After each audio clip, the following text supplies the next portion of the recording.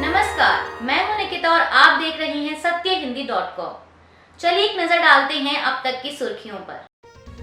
दिल्ली के जंतर मंतर पर चल रहे पहलवानों के धरने के बीच बुधवार को पुलिस और पहलवानों के बीच झड़प हो गई।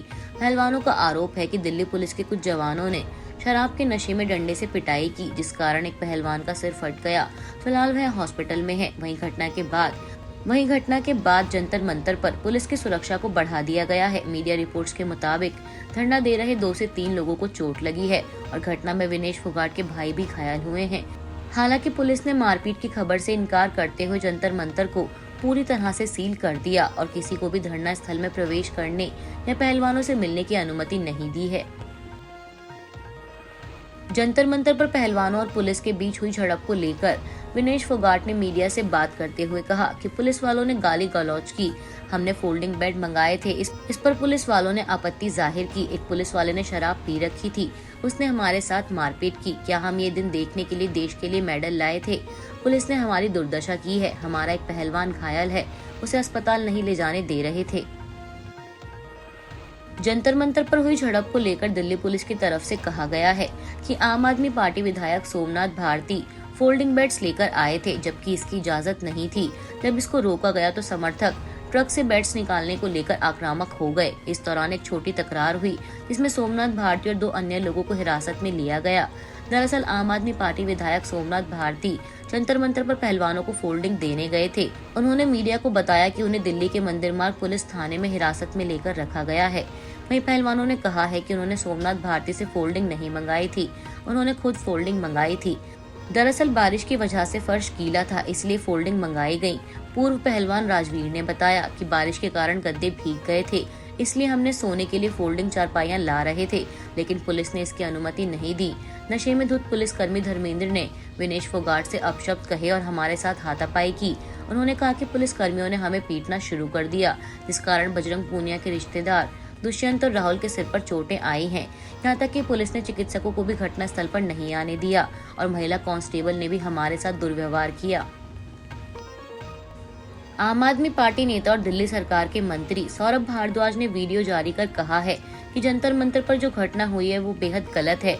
जिन्होंने देश के नाम को आगे बढ़ाया है उसका अपमान किया जा रहा है। पूरे दिन आज बारिश हुई, पुलिस उन्हें कह रही है कि आप कीचड़ में सो जाइए। अगर वो एक गद्दे या फोल्डिंग लगाना चाह रहे हैं तो केंद्र सरकार को इतनी परेशानी हो रही है।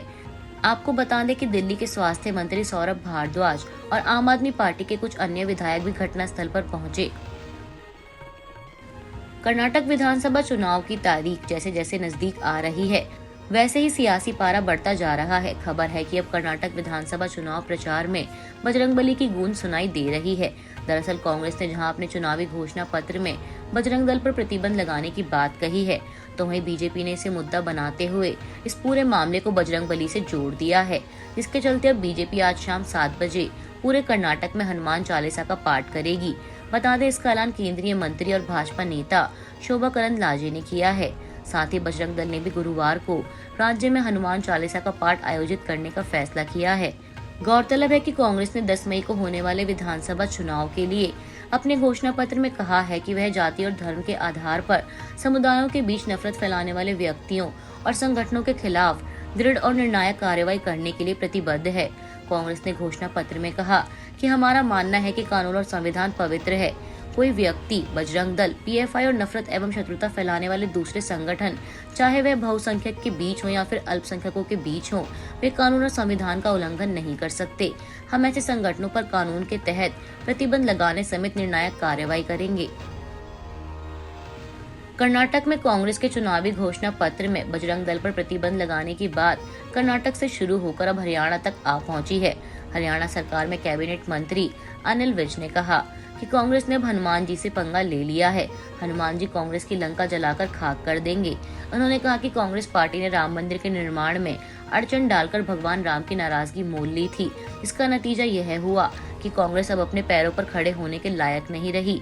अब तो उन्होंने हनुमान जी से पंगा ले लिया है। अब तो निश्चित ही हनुमान जी कांग्रेस की लंका खाक कर देंगे। पीएम मोदी बजरंग दल पर प्रतिबंध लगाने के कांग्रेस के घोषणा पत्र के वादे को लेकर लगातार हमलावर हैं। उन्होंने बुधवार को कर्नाटक में एक रैली में लोगों से मतदान के समय बटन दबाते वक्त जय बजरंगबली के नारे लगाने का आह्वान किया। उन्होंने कहा कि वोट मांगने का दूसरा तरीका क्या है? जिसको मर्जी होती है गाली दे देते हो। क्या कर्नाटक गाली संस्कृति को स्वीकार करता है? कोई गाली दे ये पसंद करता है क्या? कर्नाटक गाली देने वालों को माफ करता है क्या? इस बार क्या करोगे?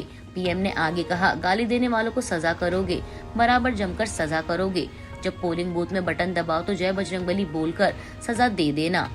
बीजेपी का एक ही लक्ष्य है कर्नाटक को नंबर 1 बनाने का। इसके लिए हमारे पास रोड मैप है, योजना है। प्रधानमंत्री मोदी ने बुधवार को कर्नाटक में अपनी तीनों जनसभाओं के दौरान जय बजरंगबली के नारे भी लगाए। पीएम ने कहा कि एकजुटता ही कर्नाटक के विकास का सबसे बड़ा सूत्र है। आज कर्नाटक के खिलाफ जिस तरह की साजिश हो रही है, जिस तरह कांग्रेस ने तुष्टीकरण का सबसे बड़ा आधार बना दिया है, कर्नाटक के लोगों को इससे सतर्क रहना है। महाराष्ट्र में एनसीपी प्रमुख शरद पवार के अध्यक्ष पद से इस्तीफा देने का ऐलान करने के बाद से ही प्रदेश में सियासी घमासान जारी है। उनके समर्थक इस फैसले को मानने के लिए तैयार नहीं हैं।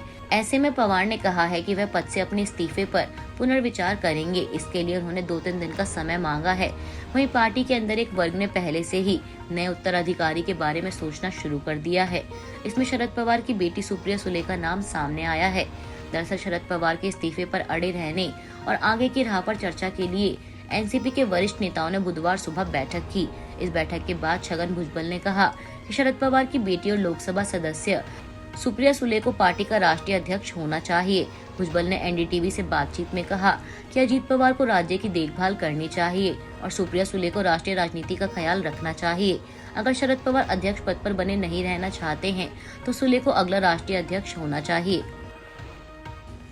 मणिपुर में मैतेई समुदाय को अनुसूचित जनजाति की श्रेणी में शामिल करने की मांग का विरोध करते हुए बुधवार को जनजातीय समूह की ओर से बड़े पैमाने पर विरोध प्रदर्शन किया गया।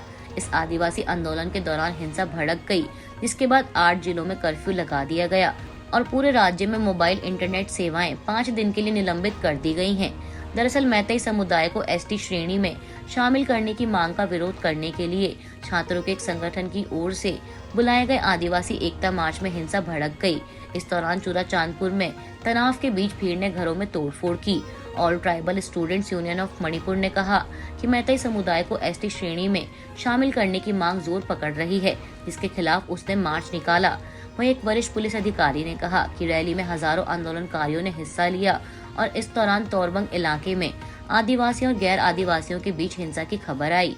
अधिकारी ने बताया कि भीड़ को नियंत्रित करने के लिए पुलिस ने आंसू गैस के गोले दागे। स्थिति अभी तनावपूर्ण बनी हुई है, लेकिन कई आंदोलनकारी पहाड़ियों के विभिन्न हिस्सों में अपने घरों को लौटने लगे हैं। आईपीएल 2023 का 46वां मुकाबला कल मुंबई इंडियंस और पंजाब किंग्स के बीच खेला गया। इस मैच में मुंबई ने टॉस जीतकर पहले गेंदबाजी करने का फैसला किया। वहीं बल्लेबाजी करने उतरी पंजाब किंग्स के बल्लेबाजों ने मुंबई को जीतने के लिए 215 रनों का टारगेट दिया, जिसे मुंबई की टीम ने आसानी से 4 विकेट खोकर हासिल कर लिया। अभी के लिए बस इतना ही। बाकी की खबरों के लिए जुड़े रहिए सत्यहिंदी.com के साथ।